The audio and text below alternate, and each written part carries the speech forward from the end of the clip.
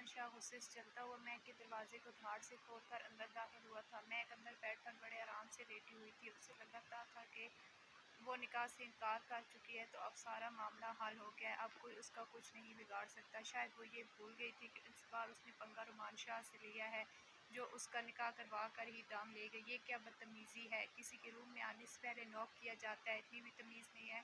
Make جو bed پر الٹی لیٹی ہوئی تھی جلدی سے بیڈ پر سے کھڑی ہوتی ہوئی بہت تلخ لہجے سے بولی، تمیز صرف رومان شاہ تمیز کے قابل لوگوں کو ہی دکھاتا ہے اور تم کسی بھی اینگل سے تمیز کے لائق نہیں ہو، اس لیے رومان شاہ جیسا منہ ویسا ہی تھپڑ رسید کرتا ہے۔ رومان شاہ نے اس سے زیادہ پھیکے لہجے سے جواب دیا، اور کیا بکواس کرتی پھر رہی ہو تم کہ نکاح نہیں کرو گی؟ آئی برو اٹھا کر میک سے دور کھڑے ہوتے ہوئے رومان شاہ دونوں ہاتھ اپنی کمر پر باندھے ہوئے کھڑا تھا۔ وہ بہت ایٹیٹیوڈ اور رعبدار انداز سے پوچھ رہا تھا۔ یلو کلر کے ٹی شرٹ اور ٹراؤزر میں اس کا سرتی جسم نمایاں ہو رہا تھا۔ وہ رقص کی حالت میں بھی ایک اغرو اور مغرور شہزادہ ہی لگ رہا تھا، اتنے غصے میں بھی کھڑا ہوا وہ بے حد جاذب نظر تھا۔ میک کیسے نہ اس کو دیکھ کر مرتی، وہ اور اس حالت میں بھی تو قیامت ہی ڈھا رہا تھا۔ حسن کی جلتی پھرتی مثال، ایک پرفیکٹ پرسنالٹی، 6 فٹ سے نکلتا ہوا چوڑا سینہ، گورا رنگ، ہلکی ہلکی بیئرڈ، ہاف سلیو سے نظر آتے ہوئے مضبوط مردانہ بازو جو گھنے بالوں سے بھرے ہوئے تھے جو اس کی مردانہ شخصیت کو اور بھی نکھار رہے تھے، گھنی مونچھوں تلے آتشی لب جس کو دیکھ کر لڑکیاں شش کر اٹھتی تھیں۔ رومیو، میں تمہارے سوا کسی اور سے نکاح نہیں کر سکتی۔ رومیو، میں تم سے بہت پیار کرتی ہوں، کیوں تم میرے ساتھ ایسا ظلم کر رہے ہو؟ وہ قدم اٹھاتی ہوئی رومان شاہ قریب آتے ہوئے بول رہی تھی، تم مجھے اپنی زندگی میں شامل کر کے تو دیکھو، میں تمہیں اتنا پیار دوں گی کہ تم اس میراب کو بھول جاؤ گے۔ رومیو، اس پیار کو یاد کرو جو تم مجھ سے کرتے تھے، ایک بار مجھے معاف تو کر کے دیکھو، ہو گئی مجھ سے غلطی۔ تمہیں کھونے کے بعد مجھے احساس ہو گیا تھا کہ میں نے اپنی زندگی کی کتنی قیمتی چیز کو کھو دیا، مگر اس وقت تم جا چکے تھے اور میری شادی ہو گئی۔ مگر رومیو، میں کبھی بھی تمہیں بھلا نہیں سکی، میں اپنی غلطی کا ازالہ کرنے کے لیے تیار ہوں، پلیز رومیو مجھے اپنا لو۔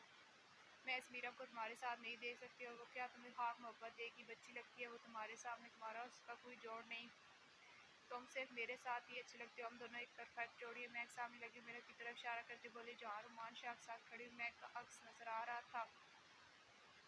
رومان شاہ کو خاموش دیکھ کر یہ سمجھ بیٹھی کہ رومان شاہ اس کی محبت کے بہکاوے میں آگے وہ بڑے دلکش انداز سے رومان شاہ کے قریب ہوتی جا رہی تھی۔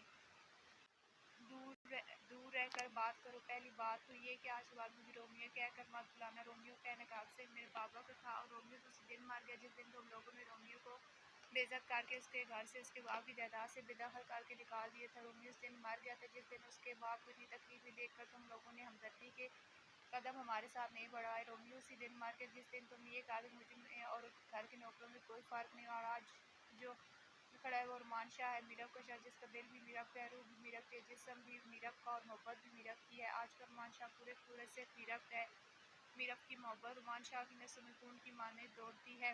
میراب کی محبت رومان شاہ کے لیے ایک نشہ ہے جسے نہ ملنے پر رومان شاہ خود کو پل پر مرتا ہوا محسوس کرتے ہیں، اور کوئی بھی عقل مند انسان اپنی زندگی کو جان بوجھ کر داؤ پر نہیں لگا سکتا، اور تم اپنا مقابلہ میراب سے کر رہی ہو، تم میری میراب کی جوتی کے برابر بھی نہیں ہو۔ کہاں میری میراب جو سر سے لے کر پاؤں تک سے مجھ سے پیار کرتی ہے، جس کو میری جائیداد اور دولت سے کوئی لینا دینا، جسے شروع سے لے کر اب تک صرف شاہ کی محبت چاہیے تھی، جس کا نازک دل سے اپنے شاہ کے لیے دھڑکتا ہے، جس کی خوبصورت آنکھوں میں دولت کی حوث نہیں بلکہ اس کے شاہ کی محبت نظر آتی ہے۔ اور کیا کہا کہ وہ میرے سامنے کھڑی بچے تو کوئی بات نہیں، میں اس سامنے کھڑا ہو بڑا لگتا ہو تو پیار بھی اسے زیادہ کر لیا کروں گا، یہ پرابلم تو سالو ہوئی۔ اب شرم کرو، گھر میں تمہارے نکاح کی باتیں جاری ہیں اور تم اب بھی مجھ پر ڈورے ڈالنے کی کوشش کر رہی ہو، کچھ تو لڑکی ہونے کا مان رکھ لو۔ رومان شاہ نے ہاتھ کے اشارے سے اس کو اس سے دور رہنے کا کہا، رومان تم مجھ پر کوئی بھی الزام لگاؤ میں مانیں گی، مگر میرا کریکٹر کے یہ الزام مجھ پر مت گھمانا، اس لیے تم بھی اچھی طرح واقف ہو کہ میرا کریکٹر خراب نہیں ہے۔